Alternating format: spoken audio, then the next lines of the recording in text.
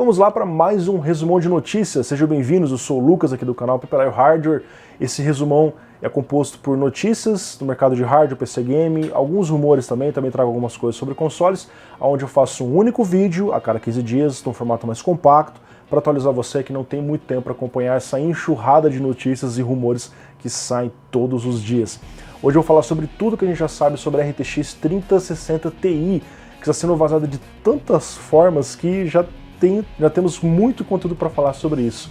RX 6800 que está sem estoque global já faz mais de uma semana, está acontecendo o mesmo que aconteceu com as placas da Nvidia. Ryzen 5000 Zen 3 que está chegando nas placas B450, X470, fontes ficando supostamente mais caras, já não bastava o que aconteceu em 2020, rumores de RX 6700, 6700 XT, recordes de overclock sendo batidos, entre várias outras coisas. Eu vou deixar na descrição o timestamp de cada notícia, caso você queira ver apenas uma ou duas, ou, caso prefira, vem comigo até o final e acompanhe o resumão para se manter informado. Vamos lá. Começando aqui com uma matéria investigativa do site Igor's Lab, lá do Igor Walosek, que é um ex-editor do Tom's Hardware, onde ele teve acesso a um documento da famosa certificadora Plug Load Solutions, a dona do selo 80 Plus. Acredito que todo mundo conheça o selo de certificação de eficiência de fontes. E segundo essa investigação, aparentemente essa empresa aumentou substancialmente o preço de certificação de fontes. Isso pode impactar na ponta, porque esse custo pode ser repassado para o valor final do produto e chegar no consumidor final, especialmente afetando mais as fontes baratinhas que não tem tanta margem de lucro para ser praticada. O Igor cita que a Plug Load Solutions aumentou seu preço de certificação em cerca de 3 vezes por SKU. Entenda por SKU cada amostra, cada variação de fonte. Então, por exemplo, o fabricante tem ali uma fonte de 450, é uma SKU, 550 é outra SKU. Ele lança ali uma variação com algum LED, com algum outra SKU. Então imagina a quantidade de SKUs que existem por fabricante. Ele cita ali que, por exemplo, 6 fontes, o fabricante paga ali no mínimo $21 mil, apenas 6 modelos. E mesmo que, por exemplo, eu resolva criar a minha própria marca de fontes e eu vá lá e queira usar um projeto já existente de uma Seasonic, de uma boa marca, eu tenho que pagar mais uma vez a revalidação, um valor um pouquinho diferente. A gente sabe que o 80 Plus atesta a eficiência da fonte e não a qualidade da fonte, apesar das pessoas imaginarem que atesta a qualidade. E os métodos de validação deles são tanto quanto contestáveis. Isso porque já teve vários casos de fabricantes que foram lá, pagaram, foram certificados, mas depois de um tempo tiraram componentes da fonte, eles perdem a eficiência que eles tinham prometido entregar e continuam com o selo porque não tem uma revalidação, um acompanhamento do mercado de varejo das fontes que foram certificadas. É por isso que ideias como a Cybernetics acabaram surgindo, que é uma empresa que valida também a qualidade da fonte e tem um trabalho de revalidação, de acompanhamento no mercado, né? Eu acredito que esse é um dos pontos que explica o porquê que eles estão aumentando os preços. Como eu disse, na cabeça das pessoas, o 80 Plus hoje é qualidade. Então as fabricantes são obrigadas a continuar certificando, porque se não tem o selo, a pessoa fala, essa fonte não presta, então. E independente do preço que os caras colocam, aumenta 2 vezes, aumenta 3 vezes, eles são obrigados, pressionados a continuar validando. E a Plug Load sabe disso e está usando isso a seu favor. Pelo menos essa é a minha visão vendo de fora, ok? E você gostou daqueles modelos de referência da AMD, da 6800, 6800 XT, inclusive já tem um review da 6800 XT, tá aparecendo aqui no canto. Bom, saiba que você não vai ter eles disponíveis por muito tempo no mercado. O vice-presidente e gerente-geral da AMD, Radeon, em sua conta no Twitter, respondeu a um usuário que esses modelos estarão disponíveis até o início de 2021 para, enfim, darem espaço total para os modelos dos parceiros, que já existem, mas não estão sendo encontrados. Por exemplo, um Sapphire Nitro, um Power Color, um Asus, enfim. Apesar que as próprias marcas têm liberdade para criar essas placas de referência e vender. A gente viu, por exemplo, que a Asus tem uma referência que é exatamente igual, só muda que tem a logo da Asus ali, tá? Mas, pelo que a gente conhece do histórico, normalmente eles não ficam muito tempo com essas placas de referência. Apesar de serem boas ali na refrigeração, eles dão espaço só para as marcas, para os modelos melhor desenvolvidos. 6800, que assim como todo o line-up da Nvidia, foi lançada, mas não é encontrada para venda. Foi mais um paper launch. Então você tem a placa anunciada, eu já testei no canal, as pessoas gostaram do desempenho, pô, vou comprar. Não, você não vai comprar, porque não tem, não é só no Brasil, não é só no Paraguai, não é só nos Estados Unidos, é no mundo inteiro, não existe para comprar. Quando você acha, são compradas por aqueles scalpers, eles usam bots ali para comprar várias dessas placas e revendem num preço insano, muito acima do que o fabricante tinha anunciado. Está acontecendo com a Nvidia nesse momento. Se você olha a Newegg, a 3070 que tem lá está custando $949, o dobro do preço que deveria custar cerca de $499.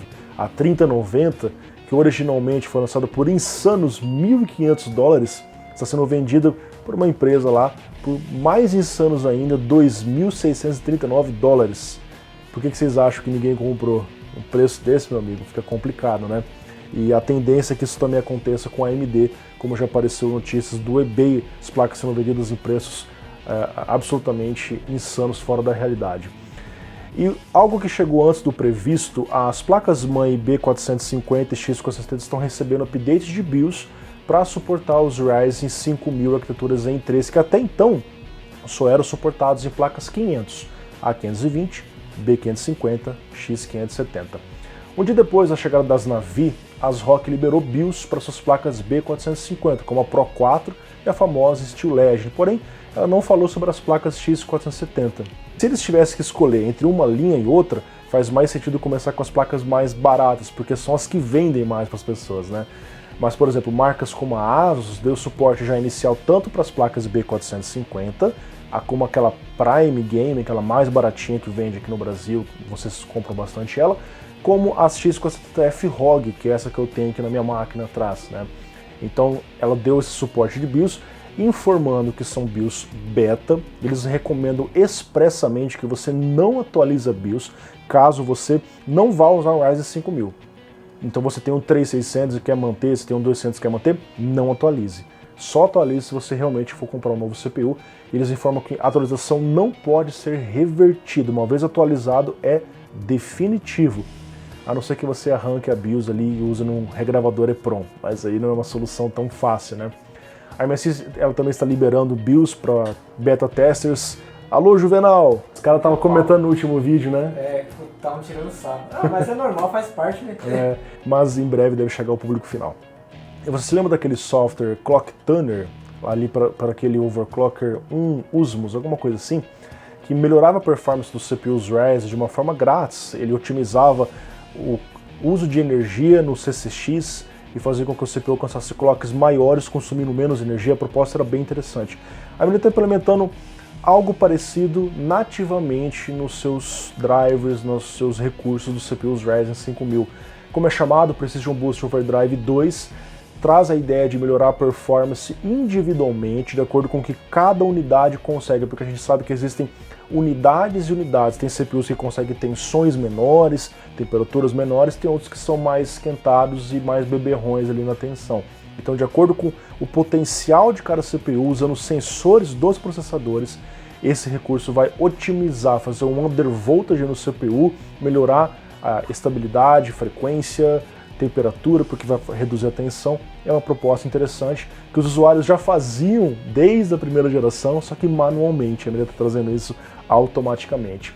Eles mostram ali que tem algum ganho de performance, mas na verdade é pouco, ali na casa dos 2%, até menos que isso. Porém, a ideia é mais trabalhar na temperatura, que o undervoltage, sim, quando você baixa, você sente uma boa diferença no que diz respeito a isso, ok? Smart Access Memory é um recurso que tem chamado muita atenção das pessoas. Eu fiz um vídeo aqui no canal mostrando sobre isso, aquela comunicação direta do CPU Ryzen Zen 3 5000, né, diretamente com a VRAM da placa de vídeo, aonde antes era limitado a apenas 256 MB, agora ele consegue acessar toda a VRAM da placa, endereçando, alocando isso para o uso dele, melhorando a performance e retirando certos gargalos. No meu teste, eu cheguei a ter um ganho de desempenho de 14%, que é uma coisa bizarra, né? Só ativando um recurso na BIOS, pum, 14%. Porém, hoje isso é limitado até o presente momento, Zen 3 e RDNA 2, ou seja, Ryzen 5 5600X e uma 6800 XT, por exemplo. Mas não é exclusivo da AMD, porque é um recurso que pertence ao PCI Express, só que estava ali adormecido. Ninguém aparentemente teve interesse em mexer até que a AMD chegou e falou: opa, vamos mexer nisso daqui. Em entrevista ao canal do YouTube PC Road, o mesmo Scott Herkelman, que é o vice-presidente da AMD, ele falou sobre os concorrentes usarem o Smart Access Memory. A pergunta foi: os concorrentes precisarão enviar atualizações de BIOS para todo o ecossistema de produtos? E ele responde: eu acho que você terá que perguntar a eles. Aí já foi uma lapada do cara. Mas acredito que eles precisarão trabalhar em seus próprios drivers. A Intel terá que trabalhar com seus próprios fabricantes de placas-mãe e em seus próprios chipsets. Acho que algum trabalho a ser feito por nossos concorrentes. Só para ficar claro, nosso grupo Radeon trabalhará com a Intel para prepará-los. Olha que interessante, cara. E eu sei que o nosso grupo Ryzen trabalhará com a Nvidia. Interessante, né? Então Radeon vai trabalhar com quem? Com Intel, que não tem concorrência. E o Ryzen vai trabalhar com a Nvidia, que também não tem concorrência. Já há conversa em andamento. Se eles estiverem interessados em habilitar esse recurso nas plataformas AMD, não vamos impedi-los. Na verdade, espero que sim, que eles habilitem. No final do dia, o jogador ganha e isso é tudo que importa. Somos apenas a empresa que poderia fazer isso mais rápido, porque somos a única empresa no mundo, finalmente, com GPUs e CPUs entusiastas. Então você vê que a AMD adota a postura de aceitar a concorrência e trabalhar em cooperação com a Intel e com a Nvidia para um bem maior, que é aumentar a performance grátis do usuário. Isso é uma coisa muito interessante, que espero que isso venha para outros Ryzen terceira geração, segunda geração, e para placas mais acessíveis, mais baratas. As placas 5000, por exemplo, seria interessante você ganhar desempenho ali com uma placa e você tem um desempenho X, de repente tem um desempenho Y.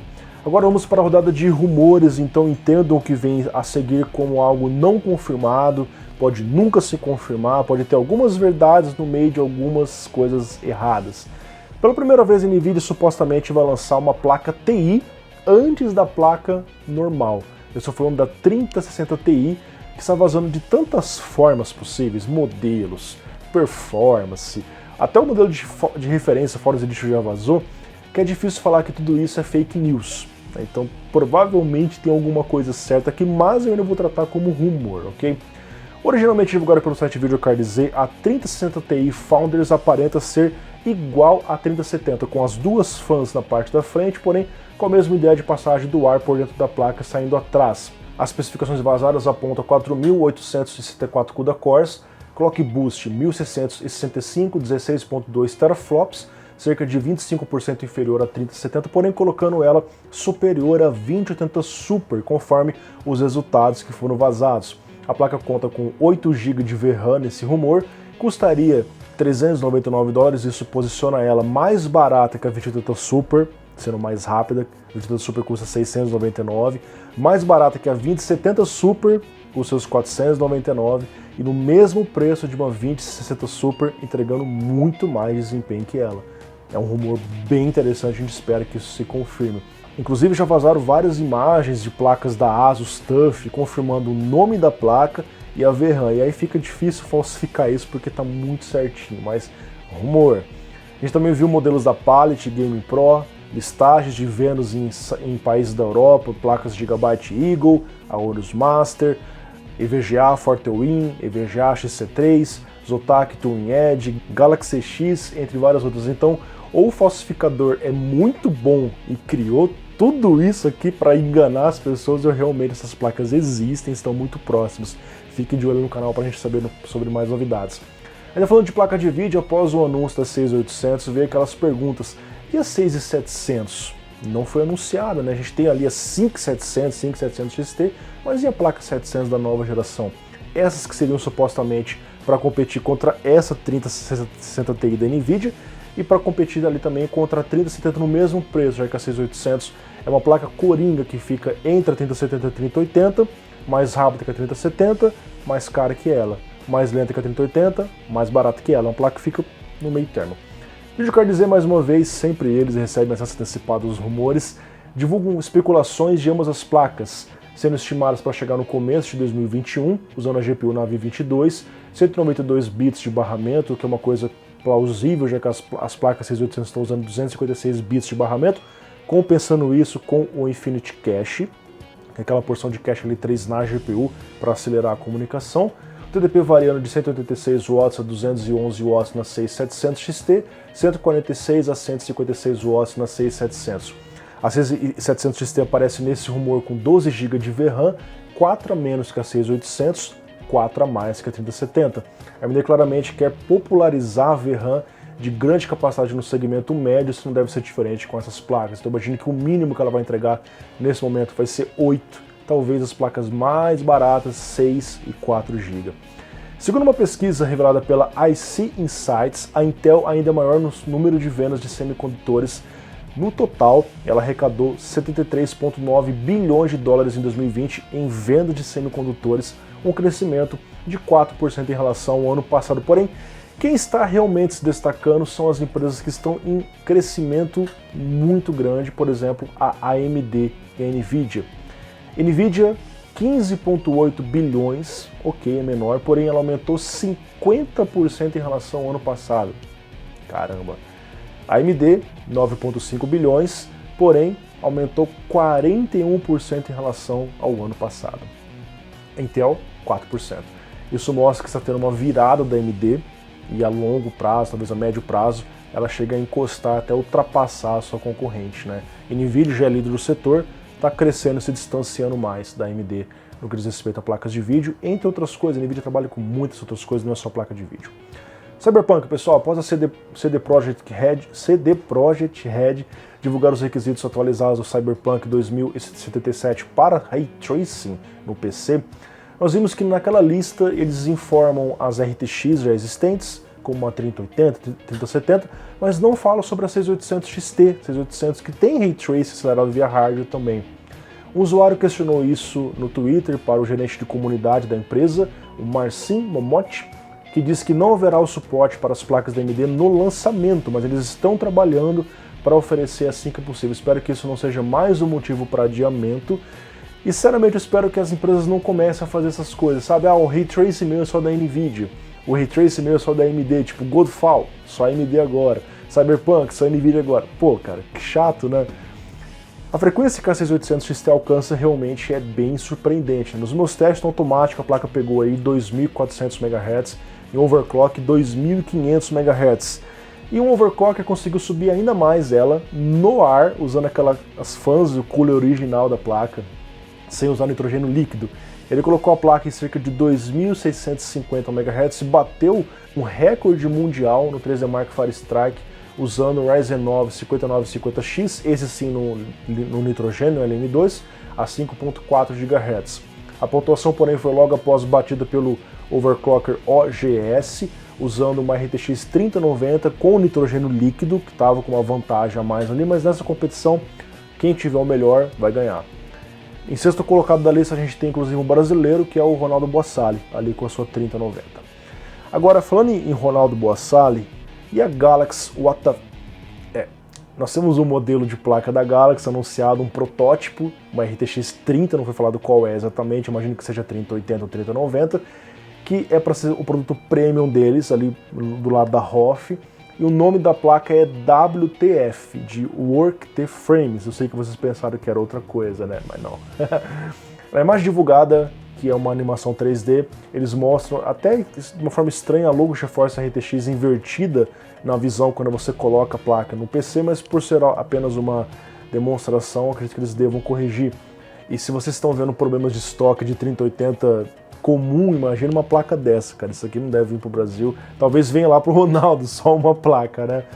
O corpo da placa aparentemente é em alumínio, com micro aberturas, 3 fãs translúcidas, o backplate mostra o logo Work the Frames, a placa tem muitos e muitos LEDs para aumentar os seus RGBs, os seus FPS. Você lembra daquele water cooler i1 baseado em resfriamento termoelétrico, mais conhecido como Peltier, que eu falei no último resumão? Originalmente esse cooler foi projetado para rodar em CPUs Intel, usando a tecnologia Intel Cryo Cooling Technology. Mas o alemão conseguiu adaptar, modificar fisicamente o cooler usando partes de outros coolers para usar em um CPU AMD. Provou que era perfeitamente possível. Porém, a tecnologia para que não haja condensação não existe ainda no socket M4, nos softwares da AMD. Então ele precisou colocar essa adaptação no CPU da AMD e usar as ligações de controles de uma placa-mãe Intel separada. Então ele fez uma gambiarra, mas conseguiu funcionar. Os resultados surpreendentes. O CPU em idle, na área de trabalho, alcançou 5.323 MHz, um 5950X, a 2 graus de temperatura, muito abaixo do ambiente, cara, quase 0 graus no Water Cooler i1. Core i9 10900K ele conseguiu 5.8 GHz, né? Então seria uma oportunidade de repente para você que é iniciante overclock e não conhece muito sobre nitrogênio líquido, não tem dinheiro para comprar essas coisas, são caras, comprar um water cooler desse e trabalhar ali com temperaturas muito baixas, consiga subclocks ainda maiores. Tem gente que gosta dessa área e essa aqui é uma alternativa interessante de uma fabricante grande e que consegue eventualmente comercializar isso em larga escala. Pessoal, chegamos ao fim de mais um chegamos ao final de mais um resumão, espero que vocês tenham gostado. Confira na descrição os nossos patrocinadores Terabyte Shop, Performance Solutions e Edu Ferrari. Um grande abraço a todos, se inscreva no canal, deixe seu like, seu comentário e nos vemos em breve em mais um vídeo. Tchau, tchau!